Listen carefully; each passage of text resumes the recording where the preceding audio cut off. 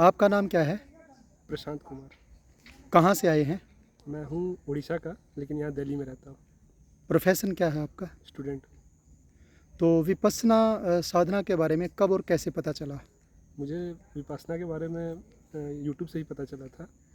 2018 में मालूम चला मुझे, और एक डॉक्यूमेंट्री यहाँ पे भी दिखाते हैं, और यूट्यूब पे था डूइंग विपासना करके, एक यूट्यूब डॉक्यूमेंट्री था फॉरेन डायरेक्टर का। तो वो मैं देखा था तिहाड़ जेल में जो किरण बेदी इम्प्लीमेंट की थी। तो मुझे बहुत इन्फ्लुएंशियल लगा क्योंकि वो हार्ड माइंडेड क्रिमिनल को थॉट प्रोसेस चेंज कर रहा था। तो मैं सोचा कि कुछ चीज़ है जो नया सीखना चाहिए। तो मैं 4 दिन बाद ही मैं अपना करनाल में ही शिविर बुक किया था। तो आर्य मौन से शुरुआत होती है विपश्यना की। आर्य मौन के बारे में कुछ बताएं। आर्यमान मैंने बहुत बहुत बेहतरीन चीज़ है आदमी को अपने लाइफ में डिसिप्लिन लाने के लिए।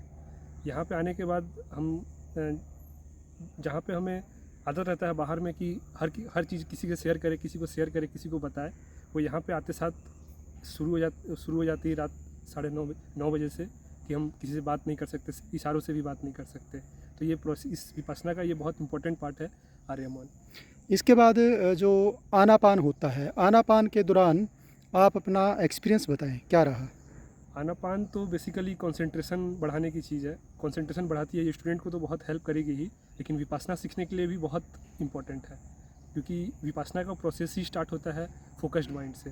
अगर आपका फोकस्ड माइंड जितना ज़्यादा रहेगा उतना आपको विपासना में हेल्प मिलेगा। तो आनापान का दिमाग को फोकस करने में क्या रोल है, कैसे काम करता है? ये आप सांस को देखते रहिए, और सांस आपको हेल्प करेगा कि आप दूसरे इमेज मत ना बना सकें अपने दिमाग में, और उस चीज़ को आप घुमाते नहीं रहें। आप जैसे आपका दिमाग पास्ट या फ्यूचर में जा रहा है, तो आप उसको तुरंत प्रेजेंट में ला सकेंगे आप जैसे अपने सांस पे ध्यान देंगे। तो ये आपको आदत करना पड़ता है कि मुझे प्रेजेंट में रहना है, और इससे आपका माइंड फोकस होता चला जाता है। तो आनापान के बाद विपश्यना के कितने चरण हैं और उनमें क्या क्या एक्सपीरियंस आपका रहा है? कितने चरण है मैं तो गिन के नहीं बता सकता, लेकिन विपासना शुरू होता है 3.5 दिन के बाद से। जब विपासना मिलता है 3.5 दिन जब हम आनापान कर लेते हैं, उसके बाद विपासना हमें सिखाई जाती है।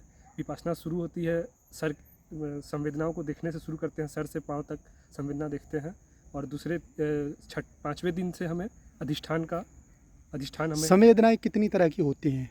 संवेदना कितनी तरीके होती है उससे हमें जान के ज़्यादा कोई मतलब नहीं है, क्योंकि जो होंगी उससे बस हमें जानना रहता है। गिनने से कोई मतलब नहीं है किस तरह के हैं, क्या हैं, क्यों हैं, उससे हमें ज़्यादा लेना देना नहीं रखना चाहिए विपासना सीखते वक्त। बस इतना जानना है कि हाँ कुछ हुई जो इस तरीके की है, जो मुझे हो रही है, हो सकती है किसी और को नहीं हो रही होगी। जो स्थूल और सूक्ष्म संवेदना में क्या फ़र्क होता है? स्थूल संवेदना है जो मोटी ग्रॉस सेंसेशन जो कहते हैं, जो जहाँ पे आप ध्यान लगा रहे हैं लेकिन फिर भी आपको कुछ पता नहीं चल रहा है वहाँ पे कि कुछ है संवेदना।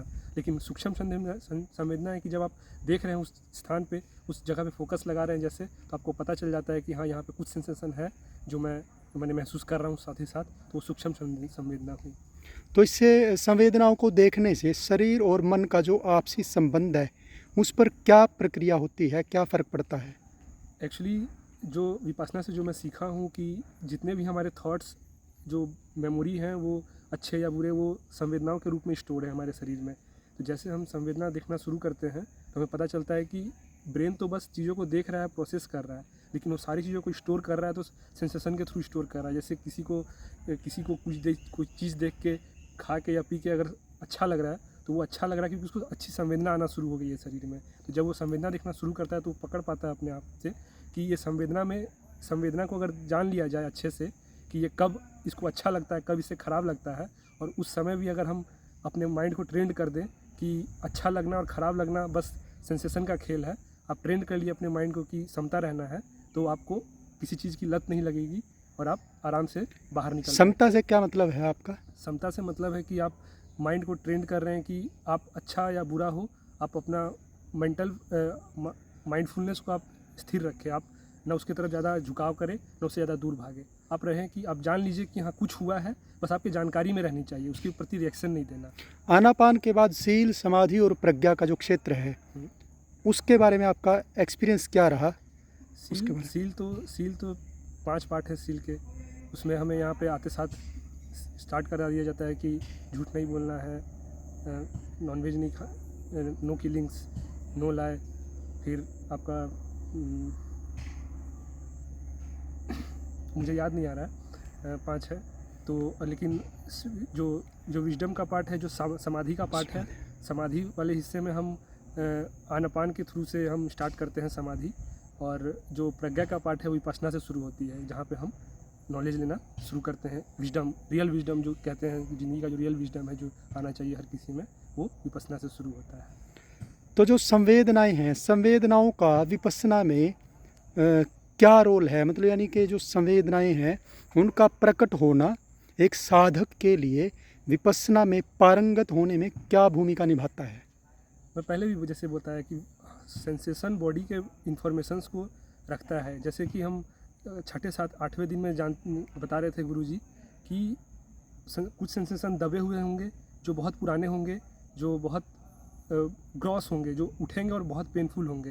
तो वो पुराने विचार को, पुराने थॉट्स को लेके बैठे होंगे, तो वो जैसे उठते हैं तो वो एज ए इंफॉर्मेशन वो उठ रहे हैं। आप उसे, वो उठा और आप उसे देख लिए, और आप उसे देख के बस कुछ नहीं किया, आप उसे बस इक्वानिमस रहे आप, तो वो अपने आप शरीर से निकल जाएगा। तो संवेदना का खेल बस इतना ही है कि आपको बस उसे जानना है। वो शरीर में आपके हमेशा रहेगा, लेकिन हाँ, आप जैसे जानते रहे तो पुराने पुराने संवेदना जो रहेंगे, जो दबे हुए रहेंगे, वो धीरे धीरे निकलते चले जाएंगे, और आप मेंटली आप प्यूरिफाई होते चले जाएंगे आप प्रोसेस में। विपश्यना करने के बाद आप अपने अंदर क्या अंतर महसूस करते हैं? डिसीजन मेकिंग पावर आपकी मेरी अच्छी हो गई है। डिसीजन मेकिंग, कॉन्फिडेंस रहता है, और माइंडफुलनेस एक यहाँ से जाने के बाद एक बहुत शांति, सुकून, मैंने खुशी एक चीज़ होती है, लेकिन शांति एक अलग चीज़ होती है। वो मैंने पहली बार मैंने विपश्यना के मालूम चला कि शांति भी एक तरह की बहुत अलग एक्सपीरियंस है। कुछ ऐसे लोगों के बारे में बताना चाहेंगे जिनको आप विपश्यना में भेजना चाहेंगे, या आप चाहेंगे कि वो विपश्यना ज़रूर करें? हाँ, मेरे माता पिता तो कर चुके हैं पहले ही, लेकिन मेरे बड़े भाई को मैं सजेस्ट कर रहा हूँ पिछले 2 साल से। इस बार अभी अक्टूबर में था भी उनका शिविर 2 तारीख से सोहना में, लेकिन वो मना कर दिए।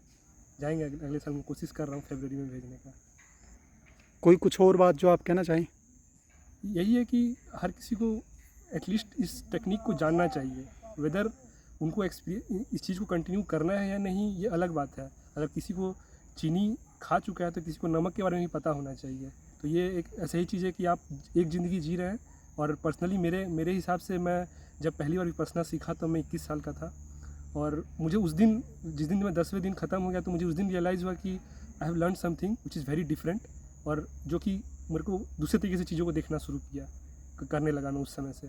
तो ये चीज़ बहुत आदमी को, मैंने इस चीज़ के बारे में जानना चाहिए, इस चीज़ के बारे में आदमी को समझना चाहिए कि कुछ चीज़ है जो बहुत लंबे समय से था, इंडिया में है और आ रहा है, और हम वो चीज़ को लाइफ में ला सकते हैं, बस केवल 10 दिन आके जान के सीख के, बस।